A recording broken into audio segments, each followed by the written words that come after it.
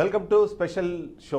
మనం ఏదైతే గత 2 రోజుల నుంచి ఒకే విషయం మీద మనము డ్రైవ్ చేసే ప్రయత్నం చేస్తున్నాం. అందులో ముఖ్యంగా చూస్తే మాత్రం ఏదైతే ఆంధ్రప్రదేశ్ రాష్ట్రంలో జరుగుతున్న అతిపెద్ద భారీ స్కామ్కు సంబంధించిన విషయం మనం చూస్తున్నాం. విద్యుత్ రంగంలో ఇప్పటికే చాలా స్కాములు జరిగాయి, కానీ కొత్తగా ప్రభుత్వం ఏర్పడిన తర్వాత జరుగుతున్న స్కామ్కు సంబంధించిన డిస్కషన్ ఇది. తాను అంటే చంద్రబాబు నాయుడు ఒకటి తలిస్తే దాని కింద ఉన్న గుత్తేదారులు మాత్రం మరొకటి అనుకుంటున్నారు. అందులో భాగంగానే ఈ పెద్ద స్కామ్కి తెరతీశారు అన్నది ఇక్కడ మనం ఖచ్చితంగా చెప్పాల్సిన అవసరం ఉంటుంది. గత ప్రభుత్వ హయాంలో అవినీతి అన్నది పెట్టరేగిపోయింది. ఆ కారణంగానే మనకు ప్రజలు ఓట్లేశారు. అభివృద్ధి పదంలో ముందుకు తీసుకెళ్తారనే ఆశతోనే ప్రజలు మనకు ఇవాళ పదవిని కట్టబెట్టారు అంటూ ఇప్పటికే కూటమి ప్రభుత్వం చెబుతుంటే, ప్రస్తుతం ఉన్న పరిస్థితుల్లో దాన్ని అదే విధంగా ముందుకు తీసుకెళ్లే ప్రయత్నం మాత్రం అక్కడ ఉన్న అధికారులు చేయట్లేదు అన్నది మనకి పూర్తి స్థాయిగా అర్థమవుతోంది. అందుకే టెండర్ వేశారు. ఆ సార్ ఇప్పటికే టెండర్ వేసేశారు. డబ్బులు ఎంత సంపాదించాలి, ఎలా సంపాదించాలి, సంపాదించే క్రమంలో ఎవరెవరిని ఇందులో భాగస్వాములు చేయాలి అన్నది ఆ సారు ఆల్రెడీ డిసైడ్ చేసేశారు. కాబట్టి ఆయన అనుకున్నట్టుగానే మొత్తం టెండర్ ప్రక్రియ మొత్తం కొనసాగుతోంది. ఆ టెండర్ ప్రక్రియలో భాగంగానే ప్రతి ఒక్క అడుగు తను అనుకున్నట్టుగా, తను చెప్పినట్టుగా, తను ఆల్రెడీ నిర్దేశించినట్టుగా ముందుకు సాగుతోంది. ఆ సార్ అనుకున్నట్టుగానే ప్రతి ఒక్కటి జరిగిపోతుంది. ఆ సార్ ఎవరో అన్న విషయం నేను ఇవాళ ఖచ్చితంగా రివీల్ చేస్తాను. ఆ రివీల్ చేసే క్రమంలో ఆ సారుతో పాటు ప్రతి ఒక్కదానికి ఓకే సార్ అంటున్న మిగిలిన వ్యక్తుల వివరాలు కూడా నేను ఖచ్చితంగా ఇస్తాను. 343 కోట్ల రూపాయల స్కామ్కి తెరదించడంలో దాదాపుగా 200 కోట్ల రూపాయలు గుత్తేదారుల జేబుల్లోకి, ఆ తర్వాత ఇదే 343 కోట్ల రూపాయల కష్టాన్ని, ఆ భారాన్ని ప్రజలపైకి తోసేందుకు అవసరమైన అన్ని చర్యలు ఇప్పటికే తీసేసుకున్నారు. అన్ని రకాల ప్లానింగ్లు తీసేశారు. ఆ సార్ ఇప్పుడే టెండర్ వేసేశారు. ఆ టెండరు 343 కోట్ల రూపాయలకు సంబంధించిన టెండరు. ఆ సారు 200 కోట్లు గుత్తేదారుల జేబుల్లోకి వేసేందుకు టెండర్ వేశారు. అందుకనే ఇది ఇలా కొనసాగుతోంది. ఈ సందర్భంలో చాలామందికి కొన్ని రకాల ప్రశ్నలు ఉన్నాయి. అసలు ఇది ఎందుకు స్కామ్ అంటున్నారని మనం ఒక 5 ప్రశ్నలకు సమాధానం చెప్పే ప్రయత్నం చేద్దాము. అందులో మొదటి ప్రశ్న మనం ఒకసారి చూద్దాం.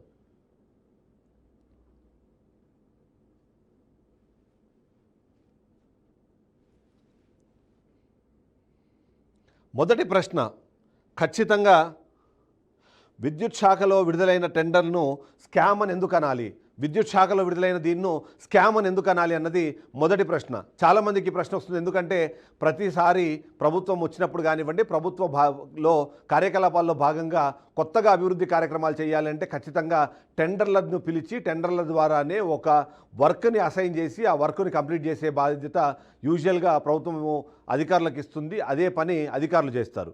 మరి దీన్ని స్కామ్ అని ఎందుకు అనాలి, దానికి సంబంధించి నేను ఎక్స్ప్లెనేషన్ ఇచ్చే ప్రయత్నం చేస్తాను. విద్యుత్ శాఖలో ఈ విడుదలైన ఈ టెండర్ను స్కామ్ అని ఎందుకు అనాలి అంటే, మొదటిది దీనికి సంబంధించి రేట్లు అనుకున్న దానికన్నా ఇప్పుడు వాస్తవికంగా ఉన్నవాడికన్నా చాలా ఎక్కువగా ఇవ్వడం అన్నది మొదటి కారణం. రెండోది, వాళ్ళు అనుగుణంగా ఎవరైతే మన గుత్తేదారులు ఉన్నారో ఆ గుత్తేదారులు మాత్రమే ఎలిజిబుల్ అయ్యేలాగా, వాళ్ళు మాత్రమే సెలెక్ట్ అయ్యేలాగా ఏదైతే టెండర్ డాక్యుమెంట్లో క్వాలిఫికేషన్స్ కానివ్వండి, ఎలిజిబిలిటీ క్రైటీరియాస్ కానివ్వండి, వాళ్ళకు అనుగుణంగా మార్చడం అన్నదే రెండో పాయింట్. మూడో పాయింట్, వాళ్ళకి ఎన్ని డబ్బులు కావాలో ఆ డబ్బులకు వచ్చే విధంగా ఆ ఆర్ఎఫ్పిలో ఏదైతే ఉన్నాయో దానికి అనుగుణంగానే మొత్తం స్పెసిఫికేషన్స్ కానివ్వండి, రిక్వైర్మెంట్స్ కానీ ఇవ్వడం అన్నది మూడో కారణం.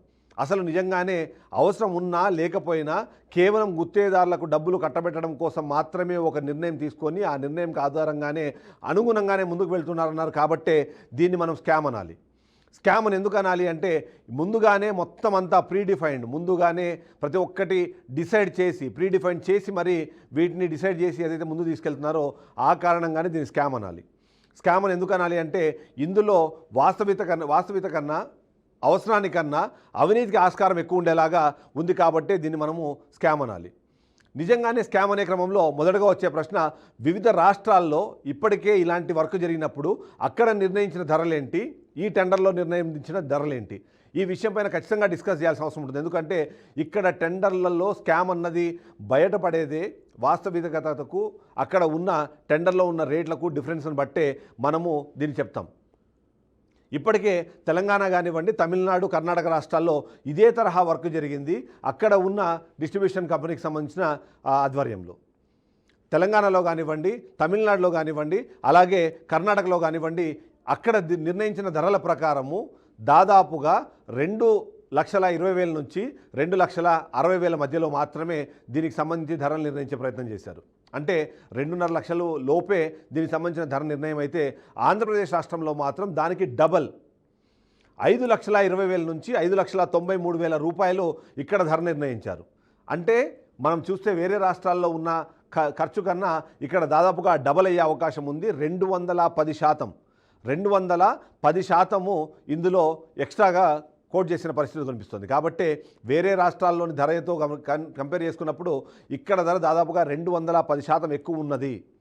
ఆ ఎక్కువ నిర్ణయించడానికి కారణము చాలా క్లియర్గా మనకు అర్థమవుతోంది. ఈ టెండర్ విడుదలవ్వడం ద్వారా వచ్చే డబ్బులు కానివ్వండి, ఈ టెండర్ విడుదలైన తర్వాత జరిగే చెల్లింపుల్లో కానివ్వండి, ఎవరికి వాళ్ళు వాటాలు పంచుకోగా ప్రతి ఒక్కరికి లాభం రావాలి అంటే ఖచ్చితంగా అక్కడ పెట్టిన వాస్తవిక ఖర్చు కన్నా ఎక్స్ట్రా ఉన్న డబ్బులన్నీ వీళ్ళు పంచుకోవాలి. కాబట్టి అందులో భాగంగానే దీన్ని ఇలా నడిపించినట్టుగా మనకు అర్థమవుతుంది. ఇక మూడో ప్రశ్న మనం ఇక్కడ చూడాలి. ఆ మూడో ప్రశ్న ఏంటంటే, గత ప్రభుత్వ హయాంలో జరిగిన పన్నుల తీరుతెన్నులు ఏంటి అని. గత ప్రభుత్వ హయాంలో ఇదే తరహా వర్క్ ఏదైనా జరిగిందా, జరిగింటే అది ఎలా జరిగింది అన్నది. సో ప్రభుత్వ హయాంలో ఈ ప్రభుత్వం రావడం కన్నా ముందు కూడా ఇదే తరహా వర్క్ జరిగింది. అప్పుడు కూడా ఇదే తరహా స్కామ్కు తెరతీశారు. దాన్ని చెప్పింది నేను కాదు, బీఆర్కే న్యూస్ కాదు. ఇప్పటికే ప్రభుత్వంలో ఉన్న పెద్దలు మాట్లాడారు. డైరెక్ట్గా ప్రభుత్వానికి సంబంధించిన అధినేతలు మాట్లాడిన సందర్భంలో గత ప్రభుత్వ హయాంలో విద్యుత్ శాఖలో వేలాది కోట్ల రూపాయలకు సంబంధించిన స్కామ్ జరిగింది అన్నది ప్రతి ఒక్కరికి తెలిసిన విషయమే. దానికి సంబంధించి ఆ భారమే ఇవాళ ట్రూ అప్ ఛార్జీల పేరుతో ఆంధ్రప్రదేశ్ ప్రజలు భరిస్తున్నారన్న విషయం ప్రతి ఒక్కరికి తెలుసు. దాని గురించి ప్రతి సందర్భంలోనూ మాట్లాడుతూనే ఉన్నారు, ప్రతి సందర్భంలో దాన్ని ఎక్స్పోజ్ చేసే ప్రయత్నం చేస్తున్నారు. కాబట్టి గత ప్రభుత్వ హయాంలో జరిగిన ఆ పనులు ఇప్పుడు అదే తరహా, అదే స్థాయిలో, అదే వ్యక్తుల ద్వారా కొనసాగుతోంది అంటేనే మీరు అర్థం చేసుకోవచ్చు చాలా క్లియర్గా స్కామ్ అన్నది జరుగుతోంది. గత ప్రభుత్వ హయాంలో ఏదైతే జరిగిందో దాని కొనసాగింపుగా అదే వ్యక్తులు ఇక్కడ మరొకసారి నడిపిస్తున్నారన్నదైతే మనకు అర్థమవుతోంది. గత ప్రభుత్వ హయాంలో జరిగిన స్కామ్ అనేదైతే ఈ ప్రభుత్వంలో మనం మాట్లాడుతున్నామో అదే తరహా స్కామ్ ఇక్కడ జరిగింది. అంతేకాకుండా మరొక బ్రేకింగ్ న్యూస్ కూడా నేను ఇస్తున్నాను. బీఆర్కే న్యూస్ గత ప్రభుత్వ హయాంలో జరిగిన దాదాపు 38,400 కోట్లకు సంబంధించిన స్కామ్ వివరాలు త్వరలోనే బయటపెట్టబోతున్నాము. దీని కంటిన్యూషన్లో అది కూడా కొనసాగుతుంది. ఇక అసలు దీని స్కామ్ అనే నేపథ్యంలో దీని వెనకాల ఉన్న వ్యక్తులు ఎవరు? ముఖ్యంగా ప్రతి ఒక్కరికి వచ్చే ప్రశ్న, అసలు ఇంత పెద్ద స్కామ్ జరిగింది అంటున్నారు. ఇంత పెద్ద స్కామ్ జరగడానికి ఇప్పటికే గ్రౌండ్ ప్రిపేర్ అని చెప్తున్న నేపథ్యంలో దీని వెనకాల ఉన్న వ్యక్తులు ఎవరు? నేను గతంలోనే ఆల్రెడీ రివీల్ చేశాను. 3 వ్యక్తులు. ఆ 3 ఈ మొత్తం స్కామ్కు సంబంధించి ఈ టెండర్ను మొత్తాన్ని వాళ్లే కంట్రోల్ చేస్తున్నారు, వాళ్లే డిసైడ్ చేస్తున్నారు. ఆ 3 పేర్లు నేను లాస్ట్ టైం కూడా చెప్పాను. 1 రమేష్ రెడ్డి, 2 రామ్ ప్రసాద్, 3 కృష్ణప్రసాద్. ఈ 3 వ్యక్తుల కనుసన్నల్లోనే వారి చెప్పే విధానాన్ని బట్టే ఈ మొత్తం స్కామ్కు సంబంధించి ఈ టెండర్ విధానం మొత్తం ముందుకెళ్తోంది. ఈ టెండర్ ప్రక్రియ మొత్తం వాళ్ళు చెప్పినట్టుగానే నడుస్తోంది. ఆ 3 వ్యక్తులు కలిపి 3 కంపెనీలను డిసైడ్ చేశారు. ఆ 3 కంపెనీలు మాత్రమే బిడ్డుని వేశాయి. ఆ 3 కంపెనీల్లో ఒక కంపెనీనే ఇప్పుడు సక్సెస్ అవుతుంది. ఫైనల్గా బిడ్ ఓపెన్ చేసిన తర్వాత L1గా నేను గతంలోనే చెప్పినట్టు శ్రీ లక్ష్మీ నరసింహ కన్స్ట్రక్షన్స్ అనే కంపెనీ L1గా నిలిచే అవకాశం ఉంది. దానికి సంబంధించి ఇప్పటికే గ్రౌండ్ వర్క్ మొత్తం పూర్తి అయిపోయింది. క్రియేటివ్ టెక్నాలజీస్ అనే మరో కంపెనీ కూడా ఇందులో భాగస్వామిగా ఉంది. వాళ్ళు కూడా ఒక టెండర్ని ఇప్పటికే సబ్మిట్ చేశారు. మరో కంపెనీ కూడా ఇందులో పాల్గొనుంది. బట్ ఆ కంపెనీకి సంబంధించి ఎలిజిబిలిటీ వస్తుందా లేదా అన్నది మనం ఓపెన్ చేసిన తర్వాత మనకు అర్థమవుతుంది. సో దీని వెనకాల ఉన్న వ్యక్తులు ఎవరు? ఈ విధంగా చూస్తే ఈ వ్యక్తుల్ని నడిపించే శక్తులు కూడా ఉన్నాయి. ఈ వ్యక్తుల వెనకాల ఉన్న శక్తులు ఎవరు అన్న విషయం కూడా మనం డిస్కస్ చేయాల్సిన అవసరం ఉంది. ఎందుకంటే ఆ వ్యక్తులు మాత్రమే దీన్ని ఫైనలైజ్ చేయట్లేదు. ఈ వ్యక్తుల వెనకాల మరికొన్ని శక్తులు ఉన్నాయి.